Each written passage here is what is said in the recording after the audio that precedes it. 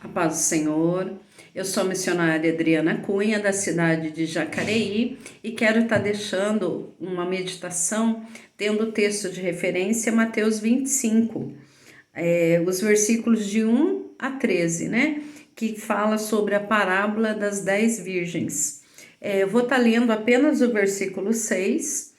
Mas à meia-noite ouviu-se um clamor, aí vem um esposo, saí-lhe ao encontro.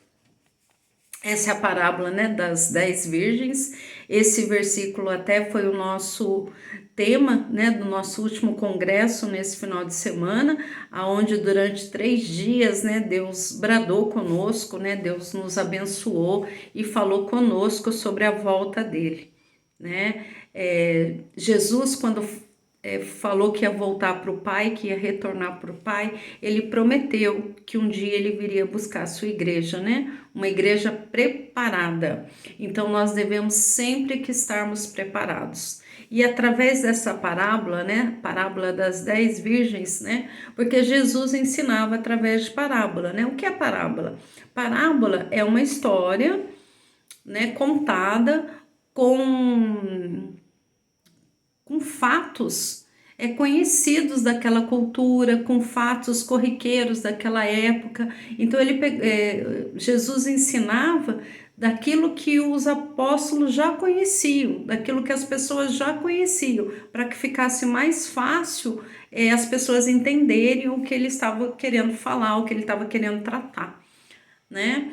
Então, a parábola das 10 virgens, Jesus usa o exemplo de um casamento, né? Pela cultura da época, né? Pela cultura da época, ele explica que a volta de Jesus vai ser como um casamento, né? Jesus é o noivo, a igreja é a noiva, né? Então, Jesus vai voltar, mas nós não sabemos, ninguém sabe, nem o dia, nem a hora, nem quando será, ninguém sabe, né? Alguns falsos profetas aí, algumas vezes já tentaram adivinhar, mas ninguém sabe. A palavra de Deus mesmo fala que ninguém sabe o dia e nem a hora, mas ele vai voltar.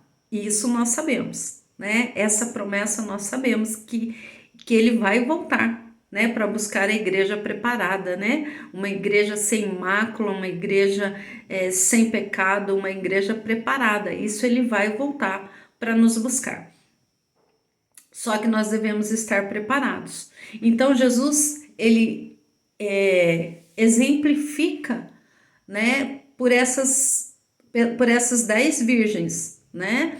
Que seriam essas 10 virgens? Seriam, se a gente trouxer para a nossa cultura, né, no casamento da nossa cultura, seriam as damas de honra, vamos dizer assim, como se a noiva escolhesse 10 moças, né, para serem as damas de honra.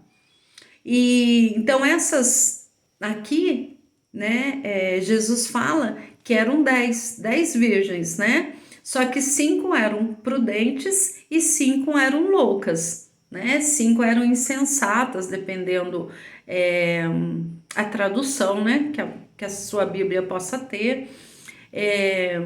O que eram prudentes? Aquelas que tinham a lamparina, né? Porque antes não tinha energia elétrica, então se usava a lamparina, e para se acender a lamparina, para ter iluminação, precisava de óleo. Então, as prudentes eram aquelas que tinham a lamparina e tinham óleo de reserva. E as loucas, as imprudentes, as insensatas foram aquelas que não levaram azeite, não levaram, né? Então, todas estavam esperando o noivo. Todas estavam esperando o noivo. Só que todas adormeceram. Todas adormeceram. Em determinado momento, todas adormeceram. É aí, quando a gente lê esse versículo aqui, aí vem o esposo sair ao encontro. 5 tinham reserva e foram ao encontro. E as outras 5 não tinham. E elas pediram ainda, me dá do seu azeite. Não, a gente não vai poder dar. Ninguém vai poder dar o azeite. Isso quer dizer o quê? Que a nossa salvação ela é individual. né, que o que eu busco, o que eu recebo é de acordo com o que eu busco. A minha unção é diferente da unção do meu irmão. E a unção do meu irmão é diferente da unção de outro irmão, da minha unção, de outras pessoas da igreja, porque é de acordo com o que a gente busca. Quanto mais eu busco, quanto mais eu me aproximo de Jesus, quanto mais eu me alimento da palavra dele, né, mais reserva eu tenho. Toda vez na palavra de Deus que fala azeite, o que está falando azeite? É o Espírito Santo de Deus, né? É o Espírito Santo, a unção do Espírito Santo. Então, quanto mais eu busco, mais eu recebo a unção, mais reserva eu tenho. Isso quer dizer, mais reserva eu tenho. Por quê? Porque para o dia que Jesus voltar, a gente vai ter que estar preparado. A gente vai ter que viver uma vida em santidade. A gente tem que ter vivido uma vida em santidade. A gente tem que ter amado os nossos irmãos. A gente tem que ter obras para apresentar ao Senhor. A gente tem que ter se alimentado, né, de palavra, de oração, de jejum e de boas obras. A gente precisa, né? A gente não pode ser um cristão de apenas um dia da semana, a gente não pode ser um cristão que só escuta a palavra de Deus na igreja, a gente não pode ser um cristão que só ora na igreja, não, a gente tem que a todo momento, porque a palavra de Deus fala, medita na minha lei, de dia e de noite, de dia e de noite, quer dizer, sempre a gente tem que estar se alimentando, né? E com muita sabedoria, usando o tempo ao nosso favor, né? Usando o tempo para que a gente possa sempre se alimentar e sempre discipular o outro, sempre que a gente puder. E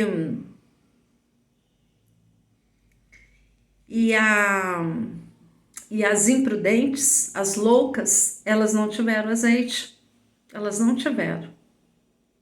Né? A parábola diz aqui que elas não tiveram. E as prudentes não puderam fazer nada por elas. Né? E isso é assim conosco, isso é assim na vida da nossa família, assim é na vida da nossa igreja.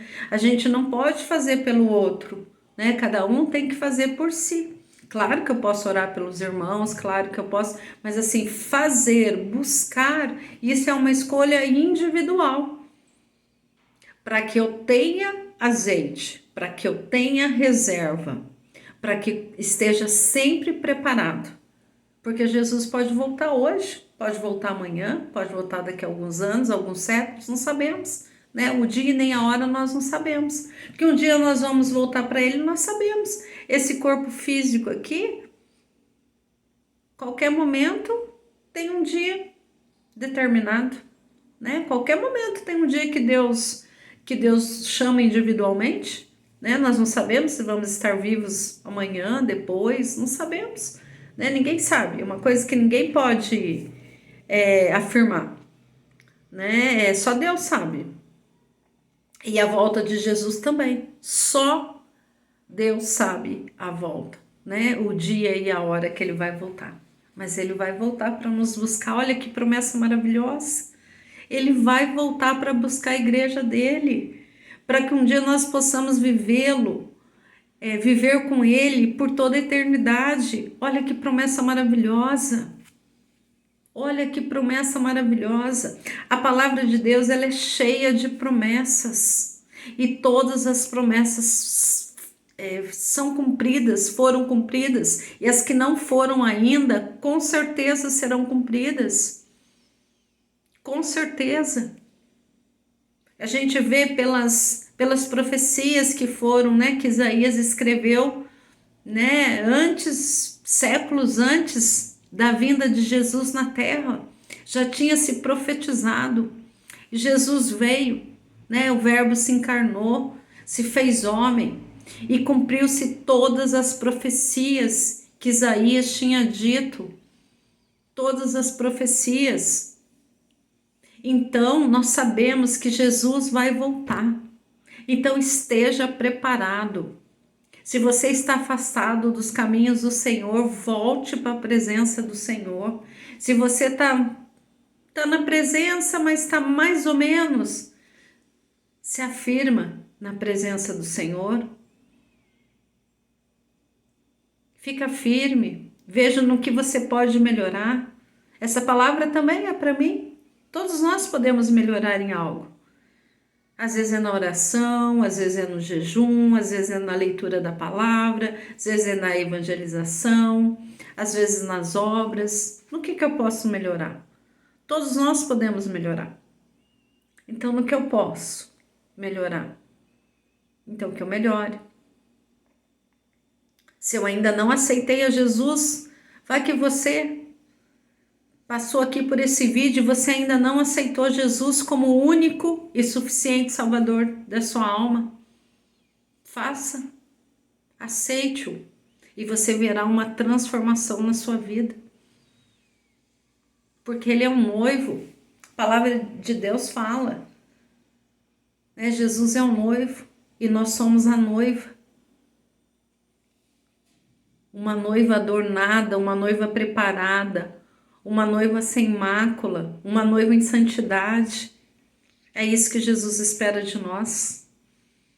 E Ele tem bênçãos para derramar sobre nós. A partir do momento que nós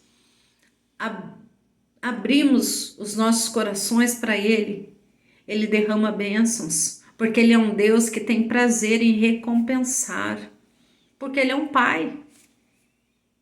Que pai que não tem prazer de abençoar os filhos? Todos, né? Em sua grande maioria.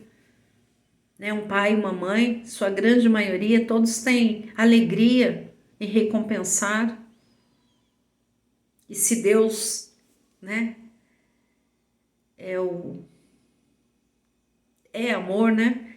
Eu sempre falo que nós aprendemos a amar, né? Nós amamos e aprendemos a amar. Agora Deus, Ele é amor. Um amor tão grande, tão grande, tão grande, que deu seu único filho para morrer por mim e por você, por morrer por todos, por todos. Então essa é a meditação que eu deixo para você. Que Deus te abençoe.